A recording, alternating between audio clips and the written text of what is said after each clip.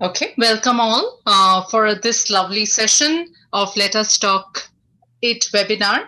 We are extremely proud to start this new series of webinars, one after the other, Tuesday, Wednesday, Thursday. So Tuesday and Wednesday, it takes place from. Welcome all for this lovely session of Let Us Talk It webinar.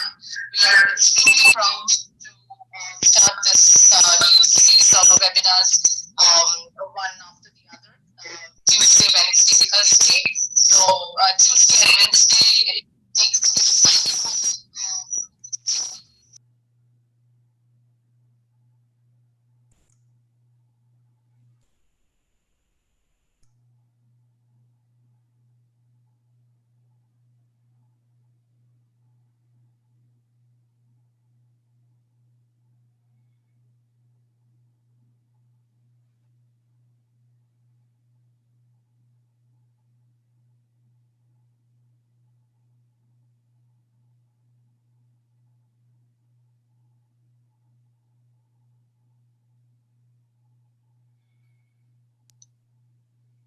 Yeah, I'm sorry, but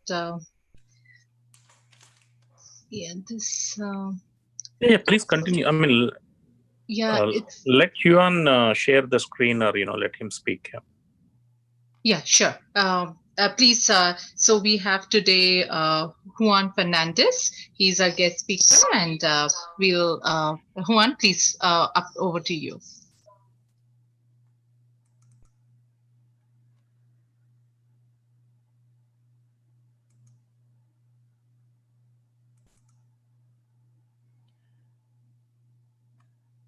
All right. I am a little technology challenged. Let me know when the screen is on.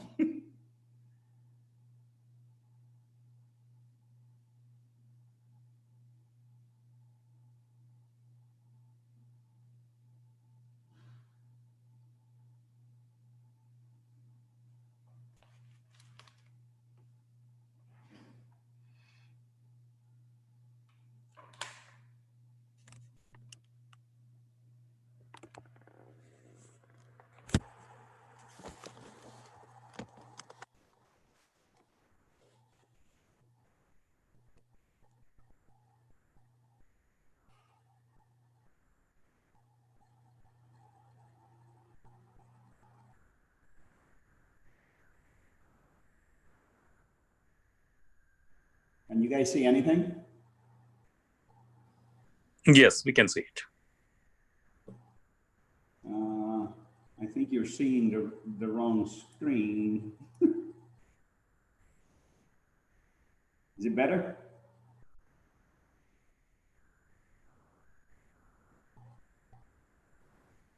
Yeah, it looks good. Okay, good. For some reason, my Zoom webinar screen is blacked out, but if you guys can see the screen I'm sharing and the title of the presentation, we can actually start. So my name is Juan Fernandez, and before we go into this presentation, I'd like to thank Julan and Jayan for not only connecting with me in LinkedIn, but also asking me to share a few minutes of my experience in project management throughout my both my military career and my civilian life career. I see that you guys are probably all fans of football or cricket. If anybody's got a cricket story, I'm willing to listen. Otherwise, I got to tell you that baseball is my passion, and it's one of the sports I grew up with in Puerto Rico. And I was telling Julan that my hero is Roberto Clemente, and he was a famous Puerto Rican baseball player, actually a model of a human being. He died providing assistance to the country of Nicaragua. His plane took off, and it was the load. Apparently, the load was not balanced enough, and they had it just crashed off the coast of Puerto Rico back in 1971. Tragic, but a very good person.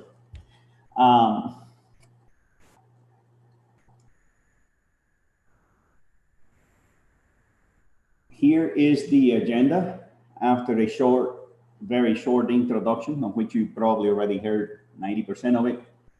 I will present some of the project management phases just as a refresher. Since you all work in project management, I'm pretty sure some of you already probably know the PM, very familiar with PMI.org and the PMBOK. Then we'll dive into some of the success factors. What I consider success factors are influencers into what a project should look like and what makes a project tick. I want to tell you from the beginning that there's not such a thing as a perfect project. They all have certain areas that are challenging. Again, my name is Juan Fernandez, born in Puerto Rico.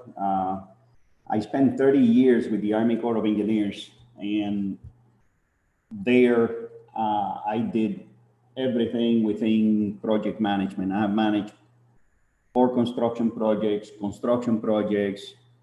of all kinds, buildings, building rehab, roads, electrical, and so on.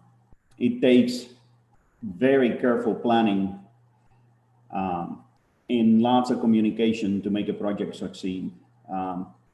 Only the very smart management and very strong monitoring and execution can bring a consistent success to companies, especially companies like probably Cogent, which is might be a projectized company.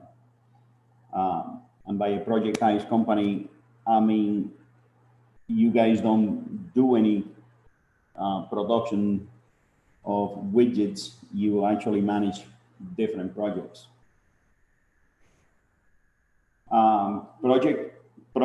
A defined project has a initiation and a closing, and all the phases that PMI tells you.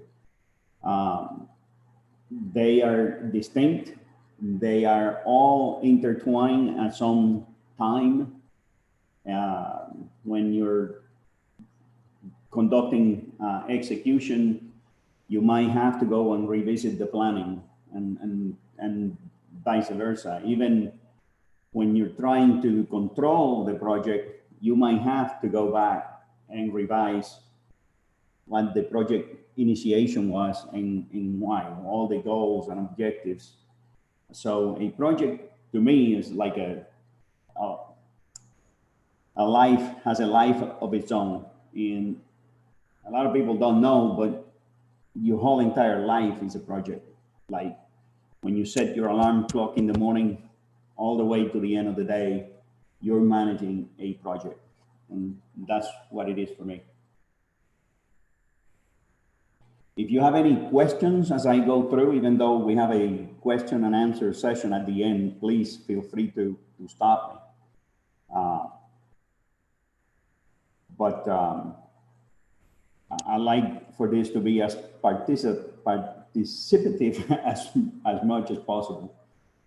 There are some success factors that one must consider, and a lot of people would probably tell you that these are not all inclusive. There are many, okay, that you can do. And at the end of the presentation, I'm going to provide you with a small table that has a study from PMI on what success factors for a project are, in accordance with a study that PMI conducted. Smart people, you have to have the people. Smart planning, every project starts with a plan, and the more time you spend on planning the project, the better. Open communication, we're going to see how that impacts success on any project that you undertake in life. Risk management. If you don't know what can go wrong and what the possible solutions are, A, B, C, D, you might find yourself trying to war game something in the middle of the stream when you could have had a little card pulled out or a little page in your project book that says exactly who to contact, what to do in case something went wrong. And then again, a strong project closure is another one of the success factors. Projects have the tendency to continue to extend their life in having, and they will not actually conform to the definition of a project, which is an activity that has a defined start and a defined end. If your project continues to extend, then we need to look at what is going wrong in that arena. Diving straight into what the success factors are, the first one was smart people. People is what makes a project. You get people, resources, and funding, but people is what makes a project. No matter what you do, you can have the best equipment in the world, you can have all the material in the world. If you don't have smart people that makes it all click, that gels the whole entire thing together, you don't have, your project would not be successful. The first bullet here explain a very used, I guess, and abused Jim Collins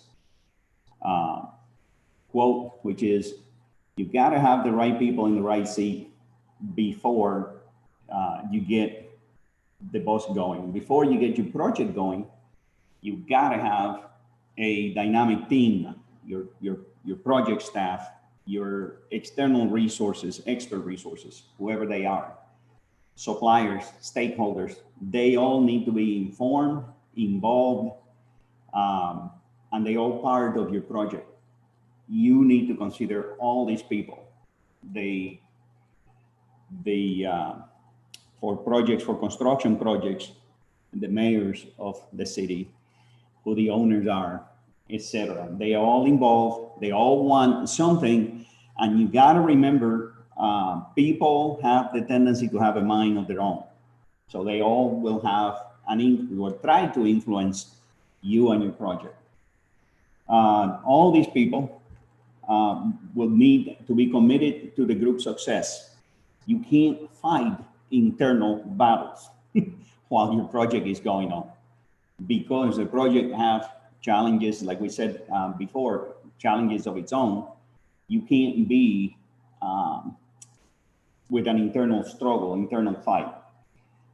That's why all these people, especially the leadership, have to have a similar vision. What is the project? What are the goals? What are the objectives? What is the strategy?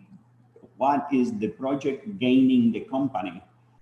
Or in addition to, not or, but in addition to what the project provides the client. One word of caution that I have here is you gotta avoid group thinking. I don't want a team that agrees with me 100% of the time. As a matter of fact, if we all have different opinions, I will value that more than if you say, yes, sir, yes, sir, yes, sir. Because what that provides you is different ways of solving the same problem. And that is very important when your challenges come up. Long time ago, when I was in my early military career, I came up with a success formula for for anybody in life. And that success formula was 50% knowledge, 45% who you know, and 5% good luck, okay? You have to show people that you know something. So your people in your team need to know something. The more people you know in your career, in your project, the more people you can actually get. Who provides, like in my case, I'm working with a company that does the steel portion of storage facilities right now. Who provides the steel? If I go to one supplier and he's out or he can't provide the steel in time, who is the next guy down the line that I'm going to call and can respond to me in time? Because you can call anybody out of the internet. It doesn't really matter. You need to have the people that can respond to you. Then your team has to have experience. The more experience you have, the better. One of the things that I recommend a CEO and anybody that I come in contact with is you have to have the bench. You gotta grow a bench. In life is, especially for project managers, is very tiring. A lot of people rotate very quickly. So you always have to be managing that bench. Who is that how do I teach the young guys? How do I pair a very seasoned project manager with a assistant project manager that is coming up, that is promising? That way, knowledge is transferred from one generation to the other. One of the things I was telling Julian when we were reviewing the presentation and making sure that everything worked is people have to have common sense. You can't be successful if you don't have common sense. Everything you do have to have a purpose, and you can't be just doing things for doing things. It's got to have a logic to it. It has to have a transition. It has to follow through. There are some collaboration tools that smart people use. I'm familiar with these two, at least their names, Jira and Atlassian, but there's so many more. I was looking at a link that had probably 10, 15 of them. And there's many more. So if you provide people with these tools, you have to ensure that they also have the training on the tools. Each one of those tools will do similar things, will have similar characteristics, but your smart people have to be smart about these tools, these collaboration tools of choice. So when you say we're going to use Jira, Atlassian, there's many others, you have to ensure that the people that you're working with are trained on these things. And all the stakeholders are familiar on how to get into the tool and find the information that you need. We just got a couple of projects, and some of the guys that are using Procore. So they sent me the invitation to Procore, and luckily, once you know one of them, you probably can navigate your way through or learn to navigate your way through. But without learning the collaboration tool, you can't move forward. Beware, and I couldn't find a better word, of inept leadership. The fact that we are in a leadership position doesn't mean that we know it all, that we know how to make decisions, and that we know how to delegate.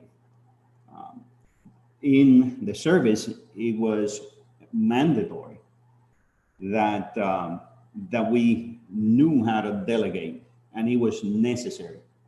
Let me give you an example. I was in Iraq. And in 2006, 2007, my job was to be the engineer for the whole entire nation of Iraq. And I was serving with some of the most senior people in the army. And I could not be at all places at all times. Therefore, it is incumbent upon leadership to train the people that work for you, to ensure that they are capable of performing and excelling without you. And that is very important.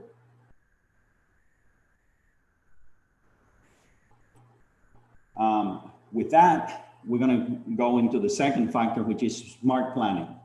Every project starts with a plan, and you have to do a thorough plan from the beginning. Make sure that you involve everybody, that the project is brainstormed. You want every idea in your plan that is feasible, possible, and it makes sense. Again, it's common sense. A good plan is essential to meet your deadlines, to stay focused on what you're supposed to be doing, and to keep yourself organized. It also assists the leadership to do awareness of the project status.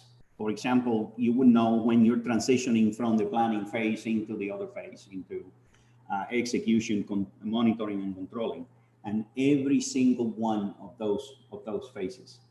A good plan provides you reliability and realistic timescales to be created.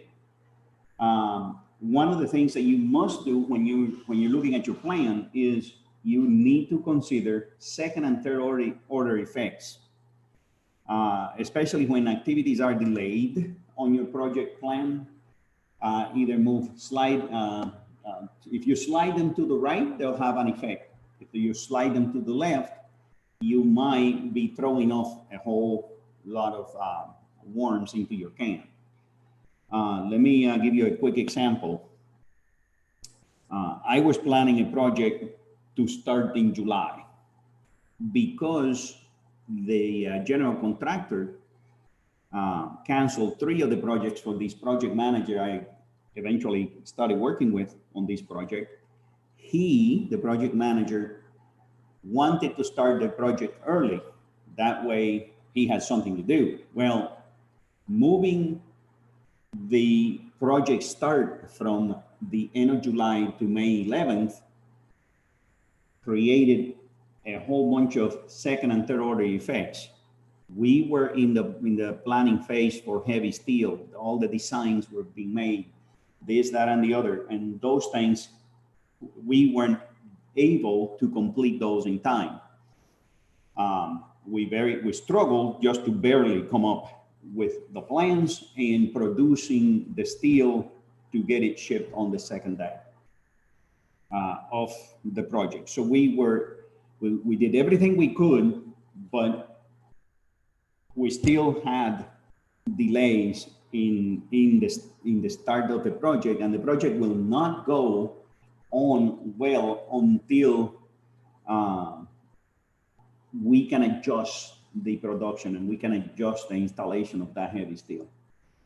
A good plan provides you for accurate cost estimates, and it provides you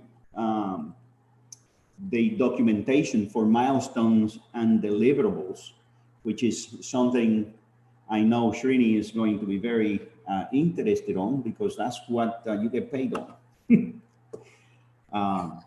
So those deliverables comes right out of the WPS, your work project schedule, and a good plan will provide you with when you're going to get paid. So every time you hit the mark, again, awareness of project status, you know you're going to get submit an invoice because you already hit that mark on your plan. It also serves as a warning system. If you're falling too far behind, it will tell you, say, hey, you were supposed to be doing this in October, it's now December, and you haven't even started. So it will tell you when you're really, really behind. Again, some project planning tools, most people is aware of Microsoft project for any project, whether it is information technology or construction. There's also Primavera, and again, these planning and scheduling tools are very many. And one of the things that I use myself is I use the previously completed project plans as the start and the template for future projects. Not everything applies. You got to know that you can't just copy everything and make it happen and be just move from one project to the other, never updating your project template. But when you have a template, it provides you with a quick plan or a quick way to get through your planning. The third factor that we're going to discuss, or I wanted to present to you guys, is open communication. To me, communication is everything. And you have to do communication with the leadership, up, down, and horizontally, side to side, everybody. One of the things I learned in the Army very, very long time ago is the whole team needs to be involved, needs to be communicating. And the key question, every time you write an email, every time you answer something, is who else needs to know? Some people don't need to know. And I use a small little etiquette myself. If I need an answer from somebody, that guy is the guy I'm writing to. If somebody else needs to know, he's going to be copied.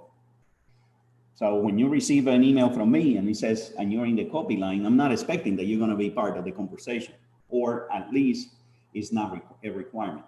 You can jump in if you like to, but in that moment, I thought that you should be notified of what's going on. Any questions so far?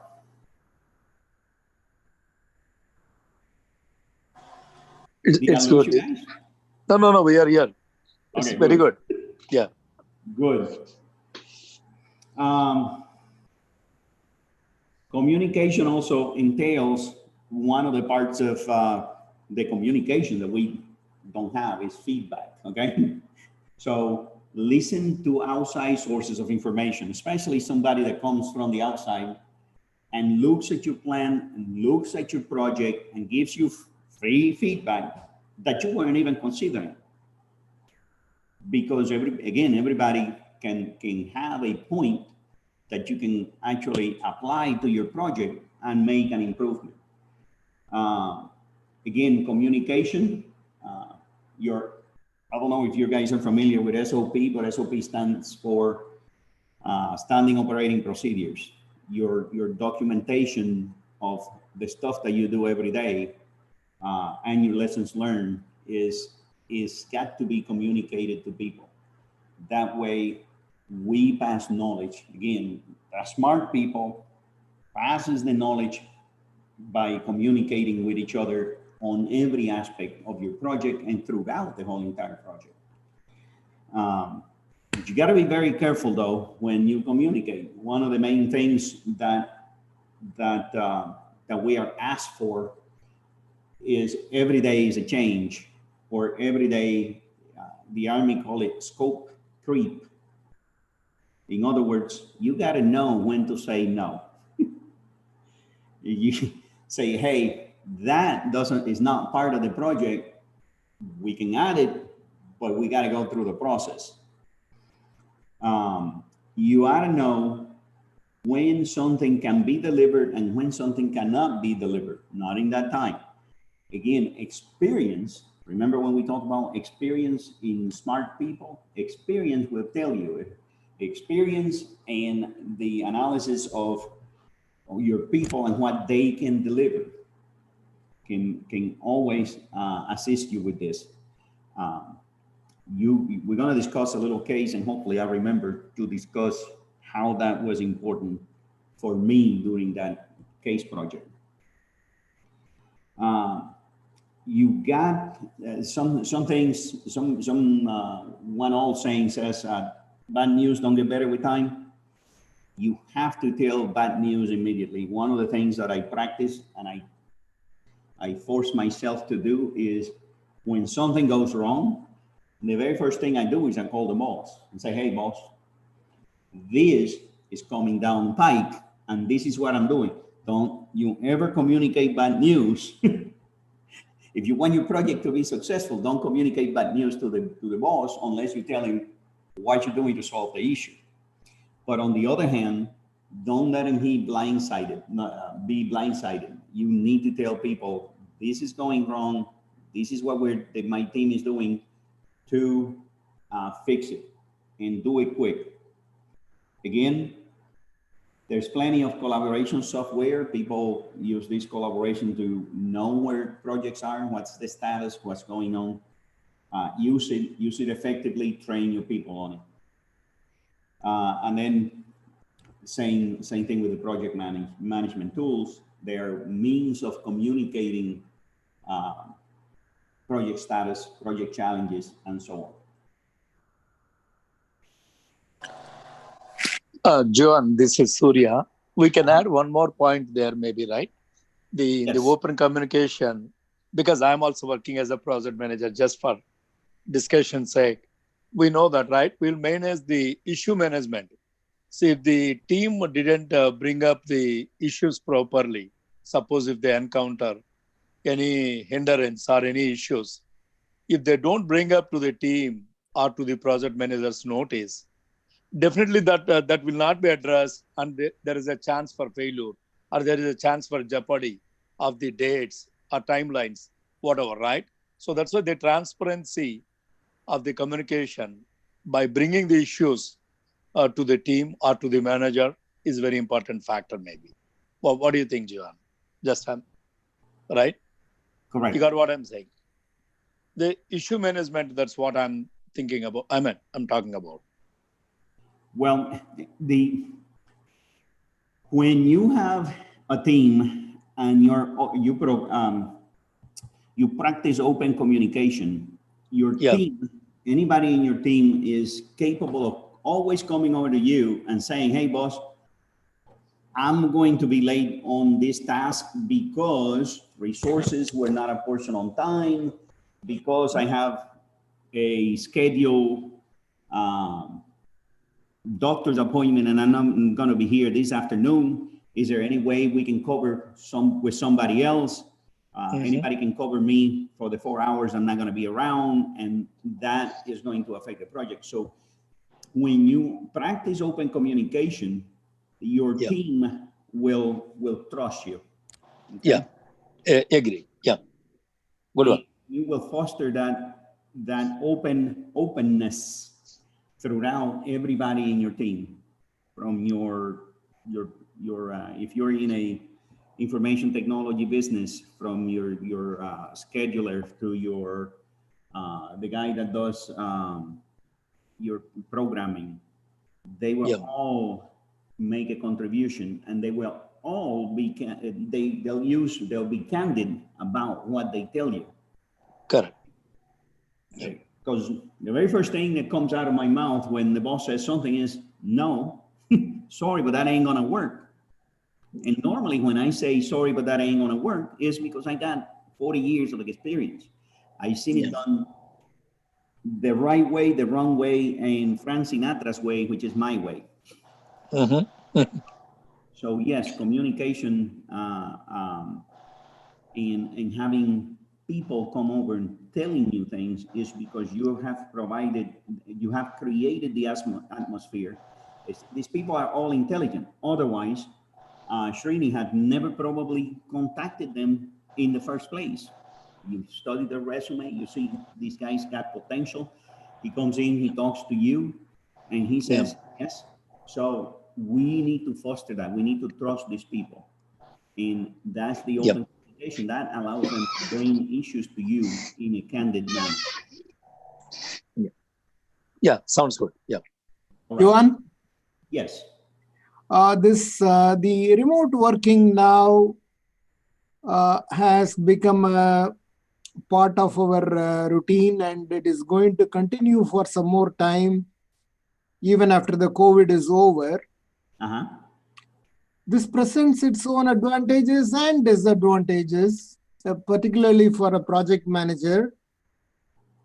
Sometimes a pat in the back or a shake hands and, in-person, face-to-face communications can resolve many of the issues, many of the unspoken feelings. Now, with different people sitting in different places, how do you manage this? It becomes a little bit difficult, right? Yes. It's the distance, especially with COVID-19, is the distance. Remote teams right now, which is what I would call it, working remotely from the house, is much more difficult to manage teams because you don't see them, you don't see the people. I'm used to practicing what I call management by walking about. Okay.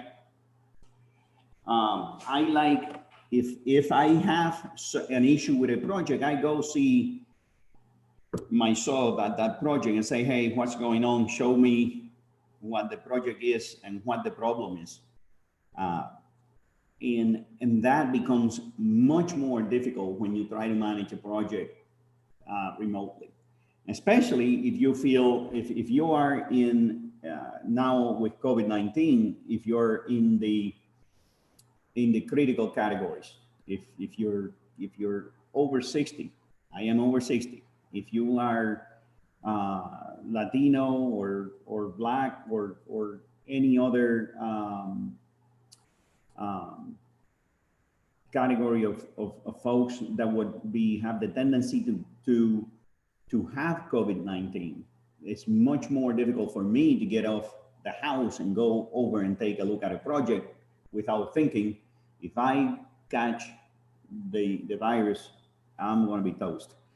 So, but when I was in, just to give you a little vignette, when I was in Iraq back in 2007, the very first 30 minutes of my day was going around every cubicle, greeting my soldiers, greeting everybody, and looking at them.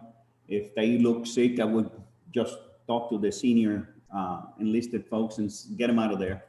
Go rest some or whatever. And they were very candid. You know, they would talk to you about their own leadership and their own challenges, both at war and back at home.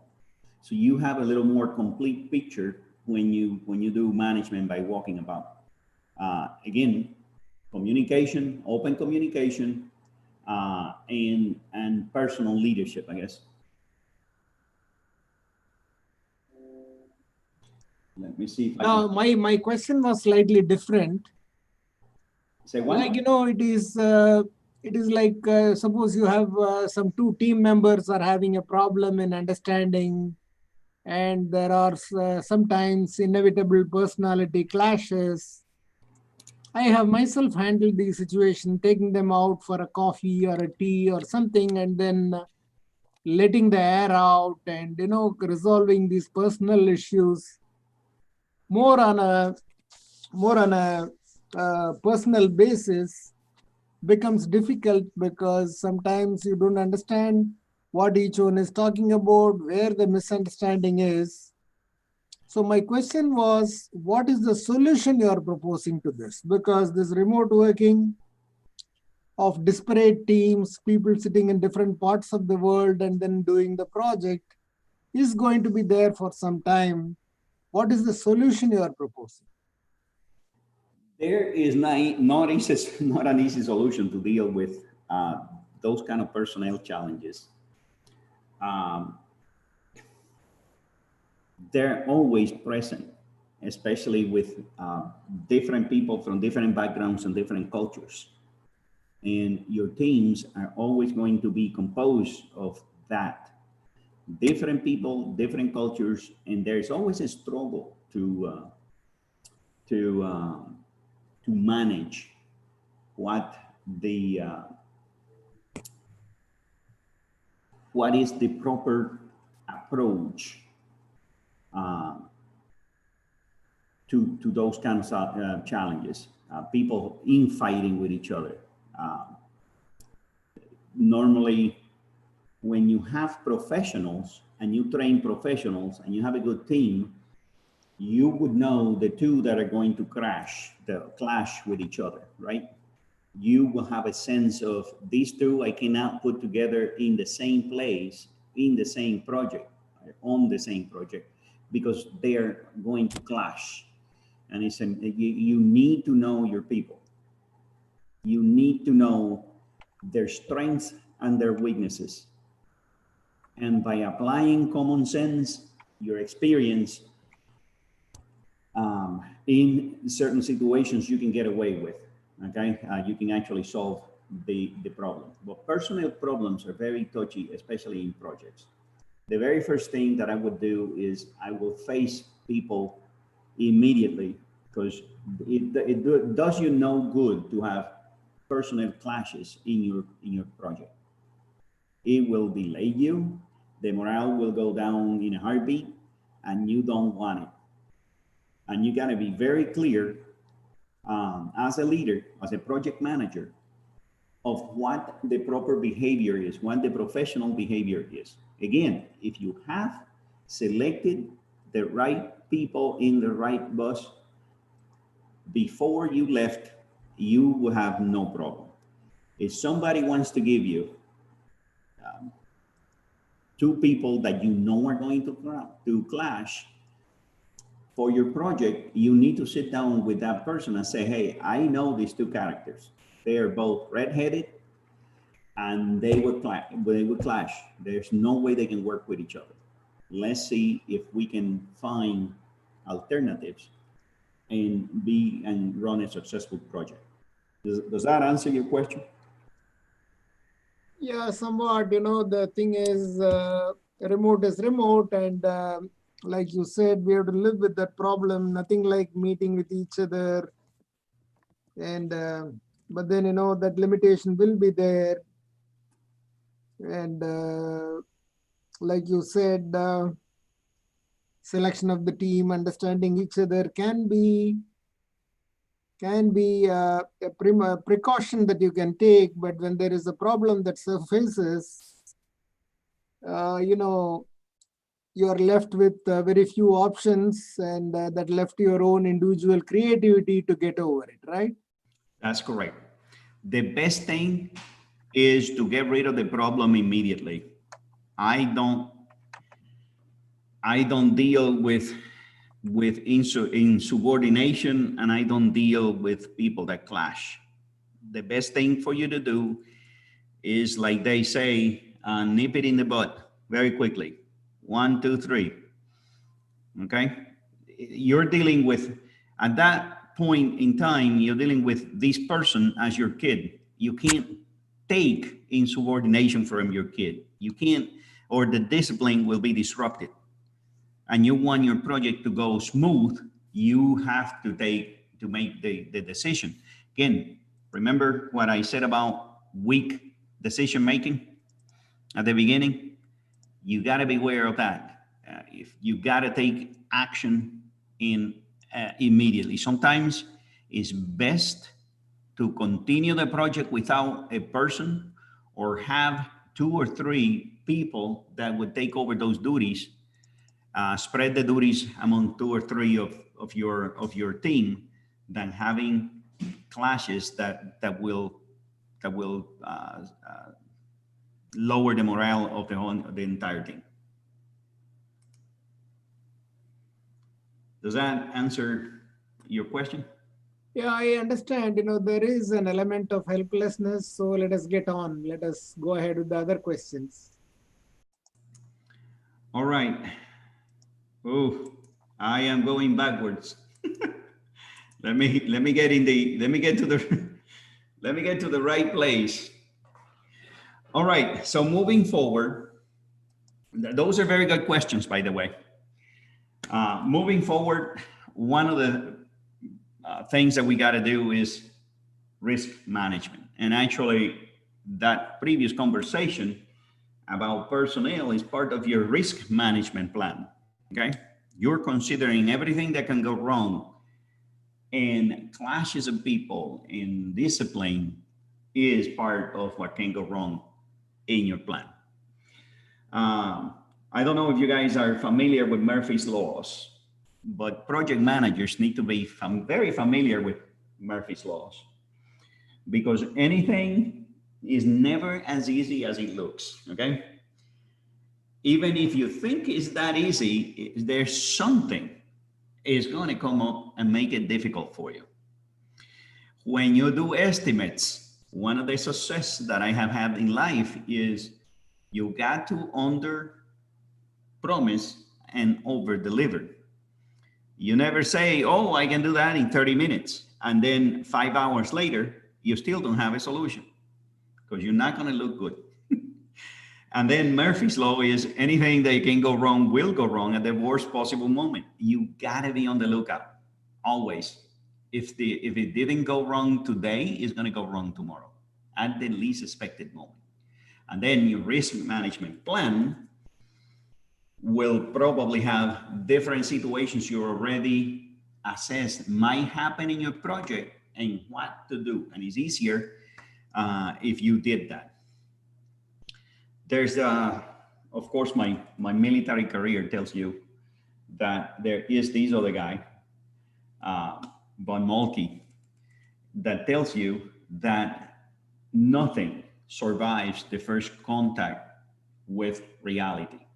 So your plan is not perfect. Nothing will go as planned. The moment that you start a project, nothing will go as planned. It's like this project I'm managing right now that we were talking about with heavy steel challenges. It's not going as planned. I don't expect it to go as planned, and it will not go as planned, because if you move your project to the left and you don't think about second and third order effect of things, it's like playing chess, right? You're always looking at what the other guy is going to do 2 and 3 plays down the road. That's your risk management. That's your planning, and that's project management. Keeping a risk log with the action plan in case you are not there and somebody has to take action. What happens if you're traveling, the project went wrong, but nobody knows what to do? Then your risk log will tell people, say, hey, here is what we did, because it was one of the solutions, the possible solutions that we had thought of during the planning phase. Everybody needs to know where this book is and where the risk log is. Everybody. Again, who else needs to know? Everybody needs to know. Sometimes I understand that, and it's been very difficult for me, because in the Army, you don't own anything. There's no property rights, okay? And most people in the service share knowledge.